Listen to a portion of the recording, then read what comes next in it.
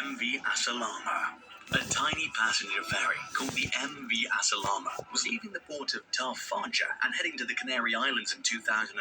While going through the Flag of Panama, she crashed into the rocks. Even after all these years, the wreck is still clearly visible. In 1967, the ferry was built at the Oi Wärtsilä A/B shipyard in Turku, Finland. It measured a length of 331 feet. Two diesel engines powered the drive, which produced a speed capable of 90 knots while powering two propellers.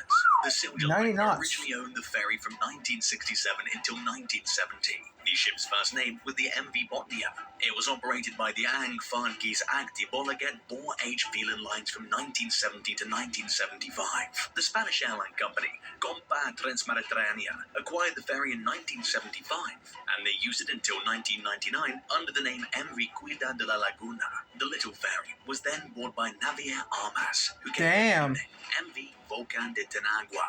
The vessel started running between the Moroccan port of Tafaya and the Canary island of Fuerteventura in 2008 under yet another new name, MV Asalama. On April 30th, 2008, while on one of its journeys, the ship struck a dock, causing severe hull damage. The ship's crew made the decision to run aground close to the coast since the leaks were so significant. The next rescue effort ended in the recovery of all 113 onboard passengers, as well as 30 crew members. The ferry was eventually just abandoned on the rocks due to the ship's poor condition, corrosion, and age.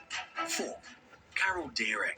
The true tale of the massive Carol A. Deering schooner could be the most intriguing nautical tale out of Cape Hatteras. The Deering passed the Cape Lookout lightship on January 29, 1921, as she made her way back to Hampton Roads, Virginia, from Barbados. The crew was wandering around when someone who did not look or act like an officer reported that the ship had lost her anchors. They passed the SS Lake Elon the next day at 5:45 p.m. southwest of the Diamond Shoals lightship.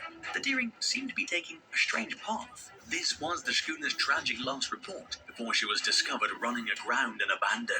On January 31st, 1921, around 6:30 a.m., C.P. Brady of the Cape Hatteras Coast Guard Station saw a 5-masted vessel stranded and helpless on the shoals. According to reports, the ship's decks were submerged underwater. Her sails were set, her lifeboats were missing, and she looked abandoned.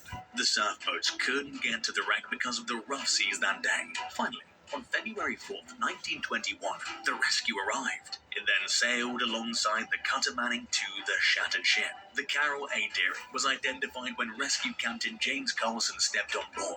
All personal effects, important navigational tools, paperwork, and the ship's anchors were missing upon investigation.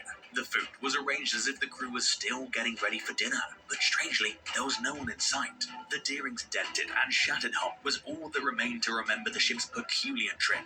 The vessel was dragged away and destroyed with dynamite in March 1921 after it broke apart on the shoals. A message in a bottle that described pirate seizure of the Deering was found in April by Christopher Columbus Gray of Buxton, North Carolina. The note's author, Herbert Bates, an engineer, was confirmed by handwriting specialists, but the letter was eventually determined fake by Gray, according to analysis by federal government experts. The ship's captain's wife, Mrs. Lula Wormel, the former master, Captain Merritt, and the Reverend Dr. Addison Lorimer traveled to Washington in May 1921 and persuaded Secretary of Commerce Herbert Hoover to launch an open investigation.